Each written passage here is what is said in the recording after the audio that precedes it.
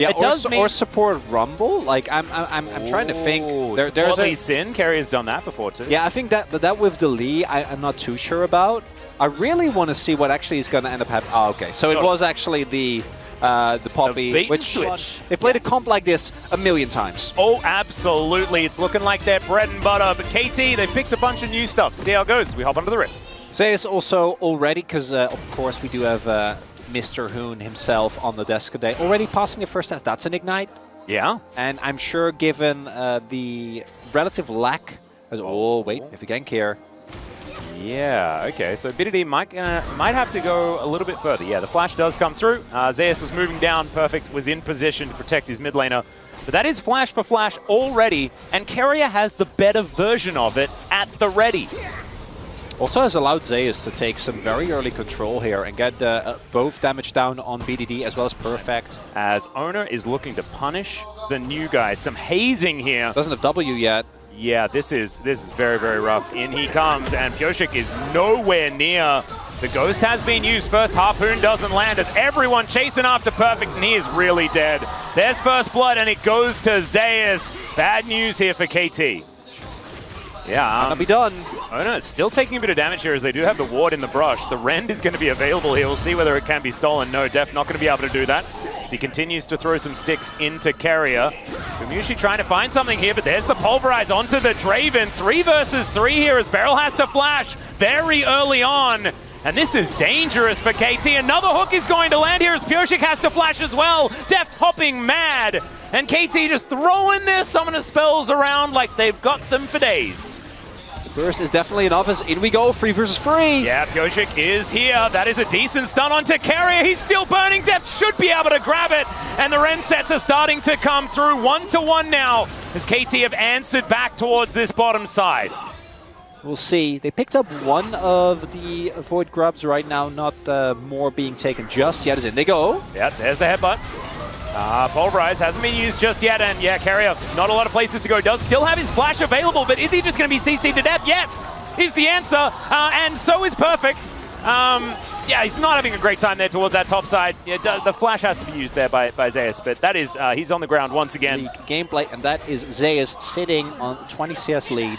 2-0, looking to go Leandri's first, picked up early, Sork Pen Boots as well as dive. That the W flash pole was beautiful from Beryl. The Fate's call to get him out of dodge. The hook from Carrier though, and that will be able to get the counter kill. Pyoshik should be able to answer it and is able to get himself out of there as well. Minion still, oh never mind, he's dead.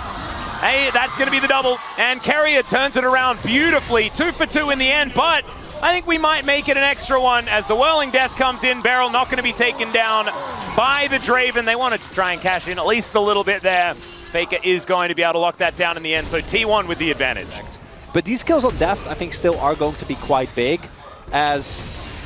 Yeah, he's just dead. He's just dead. To do so as well. I just prefer not to watch this top lane, guys. This is it's just unfair. Perfect is going to die. Yeah. You see a lot of Aftershock into Rumble specifically. But again, I want to draw attention to this hook, because if this dive goes well for KT, actually could have been really, really big. So what happens is it's Beryl tanking the aggro initially, but then because of the Fate's call, Deft actually takes aggro, and then Carrier is able to get the hook, ensure that Deft ends up going down. The only downside for T1 and a big win for KT is that the kills... Now on cooldown, Faker not going to do anything aggressive, moving back towards his turret, and oh dear. It'll be big. This could be the catch. As another seismic shove could be available, he is going to not... He's not there. He's not there anymore. A little bit late. But very, very close. It's still really, really good as we do see some stacks. Beryl! Right, in goes Beryl. There's the flash pole. They're looking for it. He pushes back the Rumble, and he's just dead. Couldn't even equalize them. They did exactly what you said, Chronicle. I thought it was impossible. Okay, let's see it from the mastermind himself. It's just a Blast Cone diff. Yeah. Finds the Blast Cone flash. Gets the knockback and still has Fate's Call, still has the Unbreakable Will. Yep. 나 심장이 벌렁벌렁거려. 제우스 잡았다. Takes a bow. I love it when a plan comes together, Atlas, when we're like, yeah, just kill the Rumble. And then they do. as far as that CS number is concerned, as Purshik will find a stun onto Keria. Keria takes that as a welcome, and in goes Beryl. Looks for another pulverize, and here are the two sides of Beryl. The Fate's Call is going to come through and save his life, though, as they get the knock-up onto Ono, who just explodes, pops like a balloon, but look at the equalizer damage once again, though! Headbutt Pulver, he's dead! KT have won the team fight, it's 2-1, and T1 are just gonna back away. What? KT? No, Not going down, but not KT, Beryl!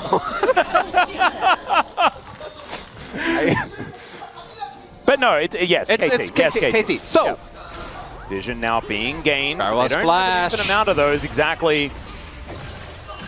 And Ono will find Purshik there. There's the Fate's Call, the flash forward, and he interrupts the blast cone! Headbutt Pulver, he's dead. Purshik able to avoid the equalizer damage as well. That is a huge cooldown for this fight, and KT, they should be able to get themselves the Mountain Drake here as T1 scatter.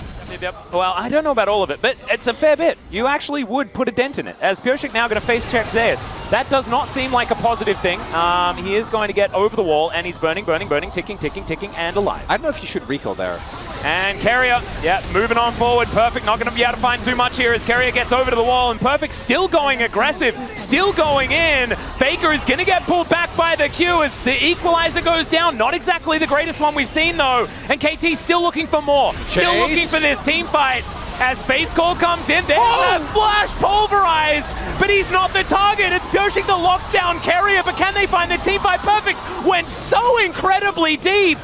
But T1, they still have the Baron. It's a 1-for-1.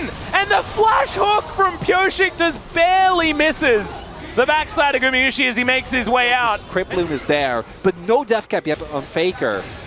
Oh. Jeff dashing forward. There's the pulverize from over the wall. Emperor's Divide hits everyone, though, as Faker is burning, but I think he will survive. Keria may not be so lucky as Deft picks it up. So Keria is going to be taken down. Faker has to go back and doesn't have teleport, and now there's an all-out onto Zeus. The Weaver's Wall coming in. Zeus trying to be the hero as BDD almost just dead. The Honey Fruit not quite there. And another Q. Owner is delivered, and that was a weird interaction, but Perfect is once again dead. Owner is also, though, as Deft cleans it up in the pit. Not quite the kill from the Draven. T1 probably is the winner, because they're the one that still can push on as Purshik. And also Purshik might just be dead. Yes, he is. As Faker going to be interrupted, there's a Fate's Call. Faker could just be dead. Another pulverize, and he's thrown around like a ragdoll. Sticks are ripped out, and Deft locks that one down to KT win now. Like, what is happening? Can't keep up. We can't breathe. Oh my goodness. And now they're going to get Soul. Yeah. As Deft is in that mid lane, trying to clear things out. Vision now down. The Prio found. Keria is on the ward right now. Oh, this is dangerous. Deft he doesn't have Fate's Call, so never mind. Not going to be able to make that one work. They want to stack up this Rend as much as possible. The Rage Blade also there. And the sticks are just increasing. It should be Mountain Soul. Yeah, the Weaver's Wall comes in. Can Ona do something heroic? And the answer is no. There's Mountain Soul. Keria also potentially in trouble as Ona doesn't quite find the Sonic Wave. And KT just wanting to get out with their prize, and they will be allowed to do so. And he's putting items together, you know, he's trying to do it. He's getting there. Beryl. Well, T1 actually are staying really far away. This is really nicely done. You can see with the vision control they have, the path that they took is relatively safe. Yeah. BDD looks for it, finds Faker with the seismic shove. The flash has to be used. Faker does make his way out. Big cooldown. Deft? Yeah. Oh, that's Beryl. That's a Beryl flank. This is definitely a Beryl flank. It's both of them, and Beryl doesn't even need the Fate's Call to start this one off. Keria, the seismic shot not going to be there. Beryl not able to flash on top of Zeus, who has a, dear. There's that Fate's Call we were talking about, and he is going to be taken away from this fight. T1 now find themselves on the wrong side of this battle. And the equalizer now on cooldown. He's not in there. Ono looks for the kick, but where's the follow-up? The Empress Divide's kind of massive, but Deft able to take down Faker, and now it is just an seismic shove onto 2, and KT might find it. The cash in. It comes in, but it comes too late. And KT with 4 up and available. They're looking for the end. And the first game of the Telecom War delivers, Atlas! Oh my god, man! And I feel like we were saying it all week that this was the outcome, but It's honestly not how I was feeling moving in. There will be justice There for this time. will be. It better be a 12 out of 12, otherwise it's not justice to me, Chronicler. This guy, this was vintage Beryl Alistair. He was the Alistair guy. Somehow Carrier finds depth with that hook, but they are still going to have enough to take down this Nexus, and KT will play game 1 in the Telecom War. Prone to being punished, right? And that for me is a big difference maker. These are some fun champions. There are a lot of fun. I imagine Gwen makes sense. Do think that there we go. Going to be so reliant on Beryl and Pioshik to work in perfect tandem to start off these fights. We'll see whether... Wait and win! Yeah, the BDD Akali, see whether that is going to be the answer here as we jump into the Rift for game number 2 of the Telecom War. Let's just see how it's going to go. As Rakan does have that 8-0 record that we illustrated, and they're also already going aggressive. Gumayusi with the Rockets actually fighting back very nicely though. And the aggression will be thwarted. It's actually going to be used by T1, but not by KT. Yeah, so favorable summoner trade, but I do think Carrier and Guma will have prior over the wave, although Beryl does seem to be hellbent on contesting. Level 2 is about to get hit, guys. I'd be a little bit careful. Yeah, Carrier is not stacking. Yeah. Can he finagle a way out of this is the question, as Ona throws a buckler at him and he's just dead. The answer is he cannot. Deft also may not be able to, does have to flash as Pioshik walks over a ward, so they know that he's on his way in. The Vi at level 3 just not able to offer too much here, and T1 are already stopping KT from playing League of Legends, which is what they're here for. T1 is not happy. Yeah, is he about to get solo killed? No, he's going to flash. It's going to at least keep him alive, but this lane is also looking a little bit dire. They're proxying the wave. Yeah, and why not? Oh, Pioshik is rotating around. I don't know what a level 1 Beryl is going to be able to do about this. He has E. Owner is there, though. Yeah, Owner is here. As the Abyssal Voyage does come through, Pioshik is going to pop out of that brush. Owner taking a fair bit of damage. No one's dead just yet. And Shroud, pretty powerful. Pioshik does have a slight level advantage, but as you can see, Vi into Poppy, ladies and gentlemen. Not exactly the most fun, as there's a heroic charge. And Pioshik realizing that this is not the kind of fun that he's looking for. There's first blood. Oh, sorry, second, as Perfect is also going to get solo killed by Zeus. In a counter matchup, but I'm not going to harp on the Perfect thing too much because he is a rookie playing against one of the best top laners in the world. Well, now maybe he can carry ya. Barry's going to have to flash as Pioshik walks. The Abyssal Dive does come on through here as the Blade Caller coming down for Deft. He takes so much more damage than realistically he should, as here, just a level timer. This is just fundamentals, right? Yeah. Perfect gets read perfectly by Zeus, pardon the pun. And Ona is back here once again. Another Abyssal Dive going to come down as there's the knock-up. Pioshik does have level 6. Now they might be able to turn onto Ona here. Doesn't have the steadfast presence for the Vault Breaker that time around as the Blade Caller was good. And instead, he goes to the... Okay, there's an all-out. Perfect looking to try and dash his way out of this one. He has the needlework. He's trying to dodge. Oh! Is it going to be the return? It's not. Zeus is going to get another solo as Ona finds some knockups here. Deft with that Featherstorm getting into the sky. The quickness is good though, and Ona should be going down, but no, the Devourer is going to be there. Ona is spat out. He's got the huge shield. Is now BDD. Perfect execution, but into the back line. That's a kill for Gumayusi. He's been waiting for the entirety of game 1, and now this one. Super Mega Death Rocket sails by though, and Beryl, he will live for at least a couple more seconds. And Carrier gets over that wall. Can he survive is the question. Perfect STP, doesn't want to commit, doesn't look like it. Yeah, BDD into the Shroud, doesn't get the backflip. And so Gumayusi will survive for the moment. Beryl is trying to battle dance his way around. They're alive for the moment as these rockets are flying in, but BDD just going to be taken down. It's a double in the end for Gumayusi, sort of an extended triple as he's now on that killing spree. Cruise on forward. And Corki can be now played with all of his buttons as well, as now looking for Faker here is Pioshik. Does find the cease and desist, as Ona says no.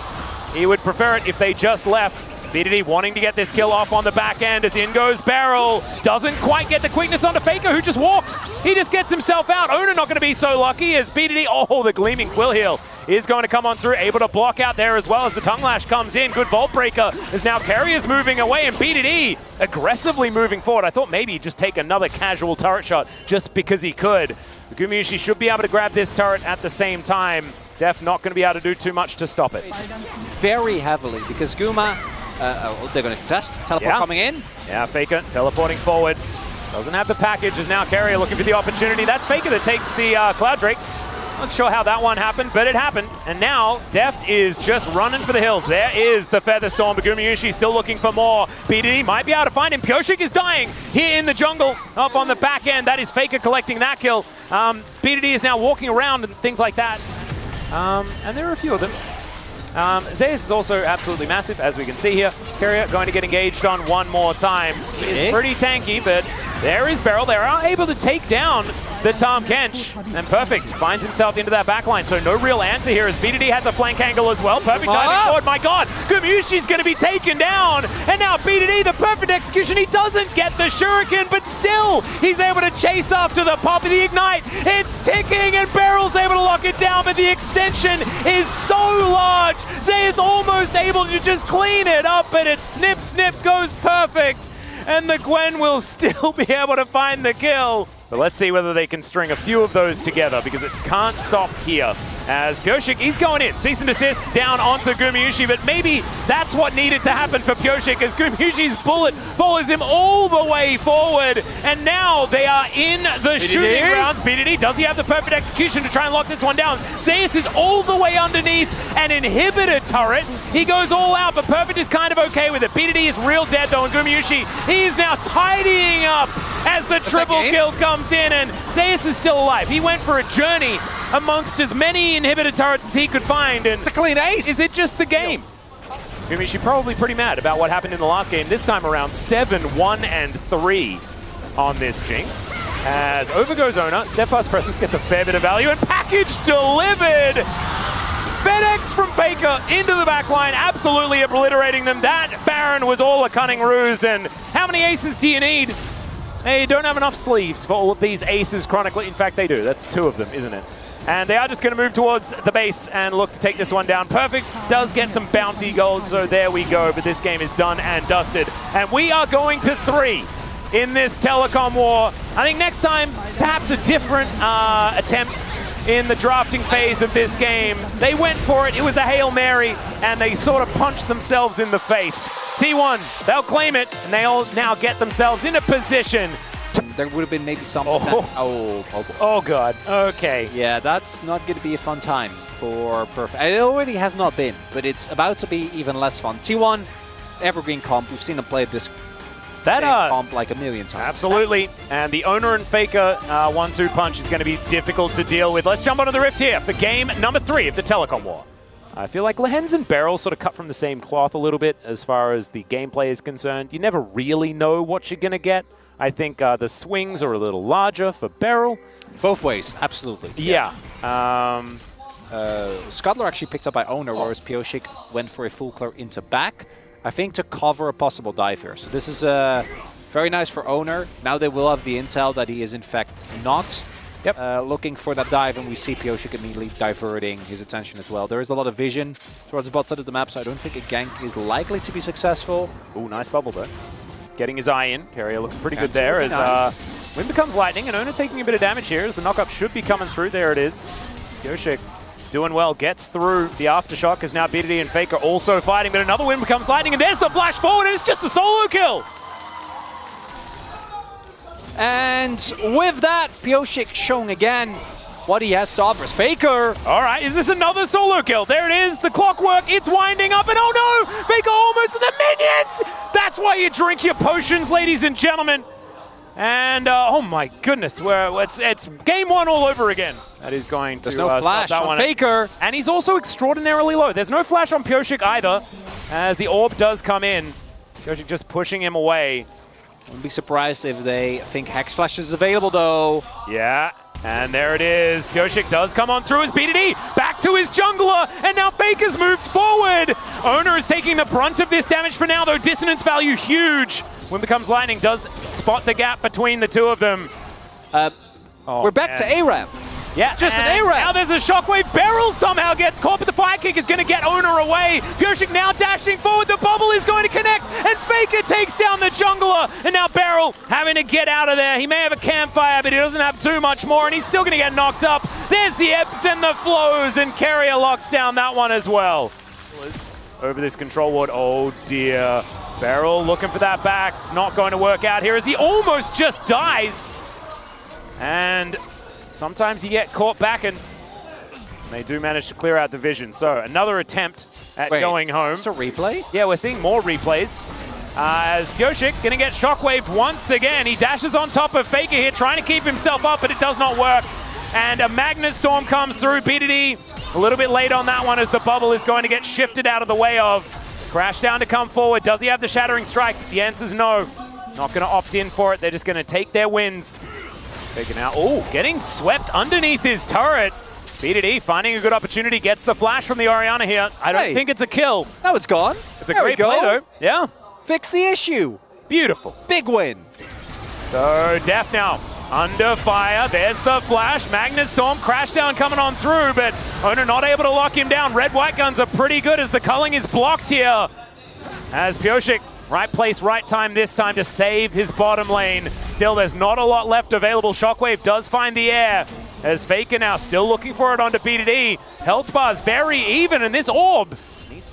And now Owner looking to try and make another attempt onto BDD. Good positioning from Pyosik as Emperor's Divide misses. And now BDD's going to get punished for it. The Magnet Storm's beautiful. The Shockwave's better. And there is the kill on the Azir. Pyosik will find the knock-up onto Owner. They may not be able to get another one, but still feels like damage has been done. They've just given a kill to the two main players of this KT in game number one, as Carrier could be in trouble, doesn't find the bubble.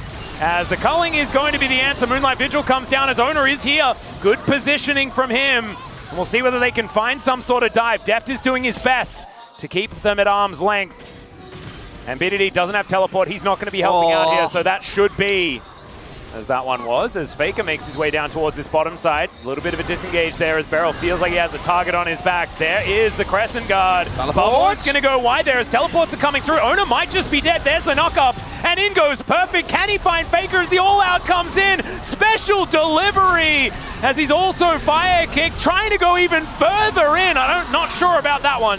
But I like the gusto from the young man as Infernal Chains. Deft is bubbled, pulled back and destroyed. Double kill for Gumayusi, and T1 once again out on top. Yeah, and Zeus is in position as now Pyosik is very dead, super dead.